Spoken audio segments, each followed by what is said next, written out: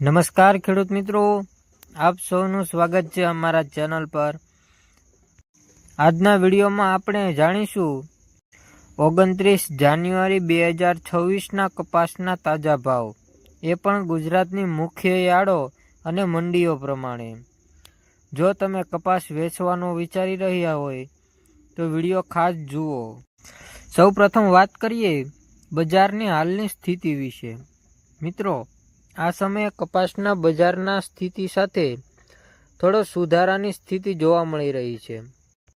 કેટલી યાર્ડોમાં આવક ઘટી છે, મિલોની ખરીદી ધીમે ધીમે વધી રહી છે, સારી ક્વોલિટીનો કપાસ વધારે ભાવ મળી રહ્યો છે। આ બધાનો સીધો અસર ભાવ પર પડી રહ્યો છે। યાર્ડ મુજબ આજના ભાવ। સૌપ્રથમ છે રાજકોટ યાર્ડ।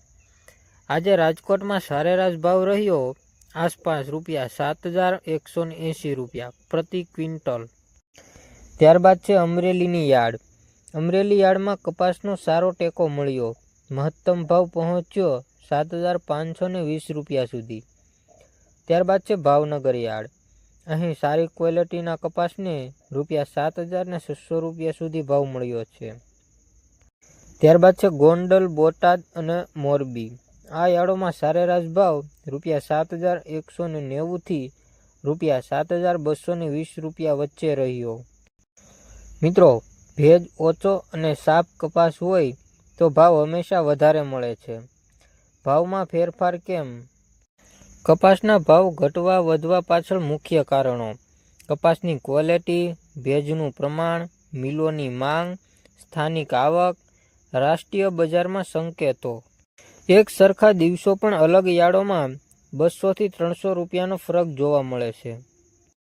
ખેડૂત મિત્રો માટે ખાસ સલાહ: ખાસ ધ્યાન રાખજો, ઉતાવળમાં વેચાણ ન કરો। 2-3 યાર્ડોના ભાવ તપાસો। જો ભેજ વધુ હોય તો કપાસને સૂકવી લાવો। ભાવ યોગ્ય ન લાગે તો થોડો સમય રોકાવું પણ લાભદાયક બની શકે છે।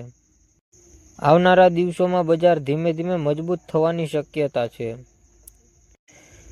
ખેડૂત મિત્રો, આ હતી 19/1/2026ના કપાસના ભાવની સંપૂર્ણ માહિતી। જો તમને રોજના કપાસ, ડુંગળી, ઘઉં જેવા પાકોના ભાવ જાણવા હોય તો ચેનલને સબસ્ક્રાઇબ કરો, વિડીયોને લાઇક કરો અને શેર કરવાનું ભૂલશો નહીં। જય ખેડૂત, જય ગુજરાત।